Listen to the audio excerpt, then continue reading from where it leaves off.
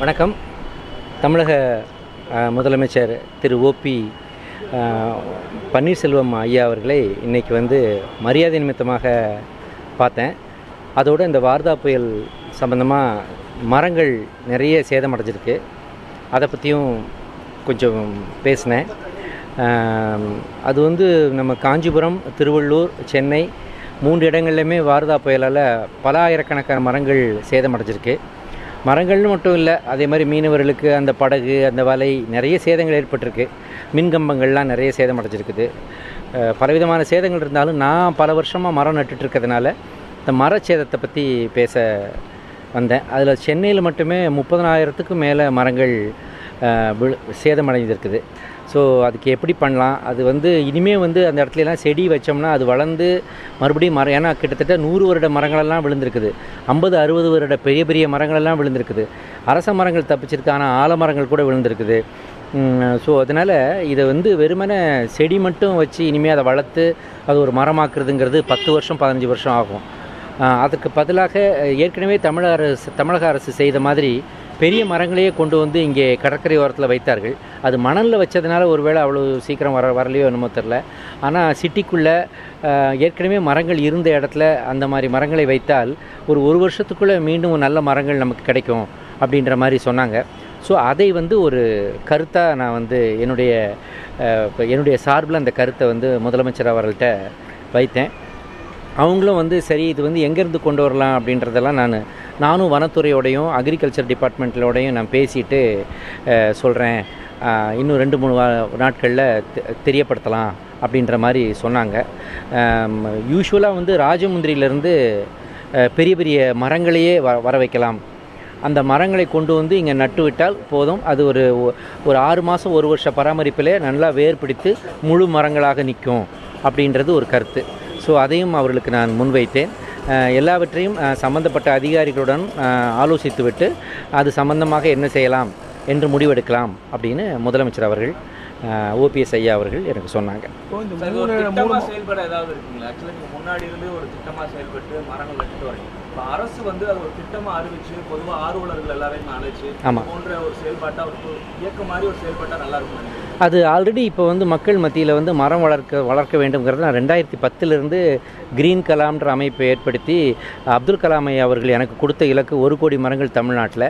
அது 2010 நான் செய்துட்ருக்கிறேன். அதில் இது வரைக்கும் நான் 27,73,000 மரக்கன்றுகள் பண்ண முடிஞ்சுது. அது ஸ்லோவாக தான் பண்ண முடிஞ்சுது, ஏன்னா தனி மனுஷனாக நான் போராடினேன். நிறைய பேர் எனக்கு ஹெல்ப் பண்ணாங்க, அதில் வந்தது தான். ஆனால் இது அரசே ஒரு இயக்கமாக கையில் எடுத்து பண்ணாக்க நிச்சயம் வலுவான ஒரு இயக்கமாக இருக்கும். ஏன்னா எல்லாருக்கும் இப்போ மரத்தோட அருமை அதை இழந்த பிறகு புரிகிறது. ஸோ வரப்போகிற சம்மர் மரம் இல்லாதனால இன்னும் கூட கொஞ்சம் கடுமையாக இருக்க வாய்ப்பு இருக்குது.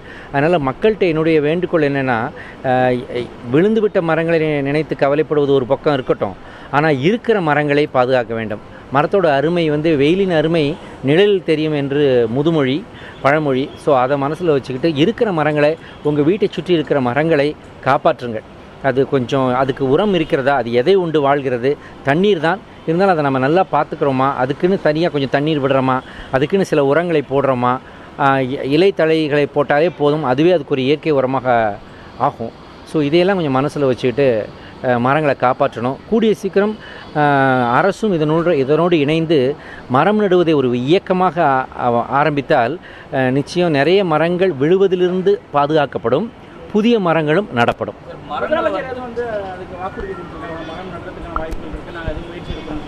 யார்? முதலமைச்சர். அதான் அதை நான் இப்போ தானே சொல்லியிருக்கோம் இல்லையா, இது சம்மந்தப்பட்ட அதிகாரியான இன்னும் இந்த சேதங்களே இன்னும் அகற்றப்படப்படலை.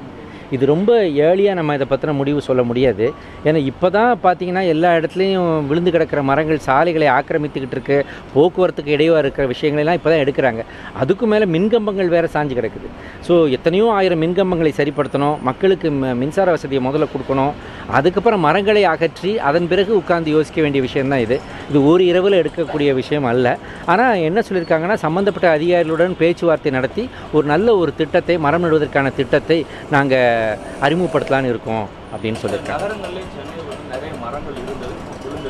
இதை இதை பொதுவாக பராமரிப்பது கிடையாது. அந்த அரசு வந்து முழுமையாக பராமரிக்கல, பொதுமக்களும் அவ்வளோ பராமரிக்கல.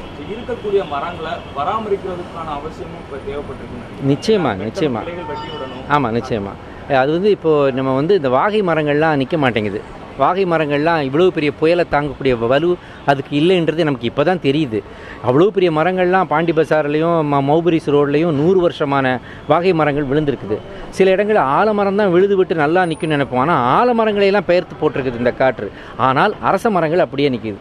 இது ஒரு ஆச்சரியம். முருங்கை மரங்கள் கூட நிற்கிது. எளிதில் காற்றுக்கு வளைந்து கொடுக்கக்கூடிய மரங்கள் தப்பிக்குது.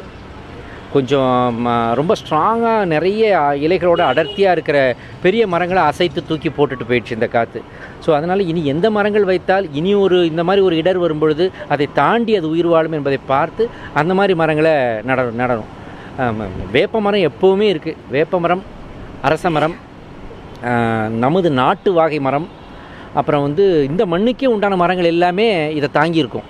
அயல் மரங்கள் தான் கொஞ்சம் கஷ்டப்படுது. அயல் மரங்களை இனி நடுவதை விட்டுவிட்டு நம் மண்ணுக்கான மரங்களாகிய வேம்பு, நாட்டு வாகை, புங்கை, மருது, பலா இது போன்ற மரங்களை நட்டால் வந்து அங்கே பறவைகளும் கூடு கட்டும். அயல் மரங்களில் கூடு கட்ட மாட்டேங்குது அப்படின்லாம் சொல்கிறாங்க. ஸோ அதனால் நம் மண்ணுக்கான மரங்களை நாம் நடணும். அதை பொதுமக்கள் அரசு உதவி செய்கிறதோ, அரசு இதற்குள் இறங்குகிறதோ இல்லையோ, முதலில் அந்தந்த ஏரியா இளைஞர்கள் இதை வந்து மரம் நடும் இயக்கத்தை தங்கள் கைகளில் ஏந்தி கொள்ள வேண்டும். நன்றி.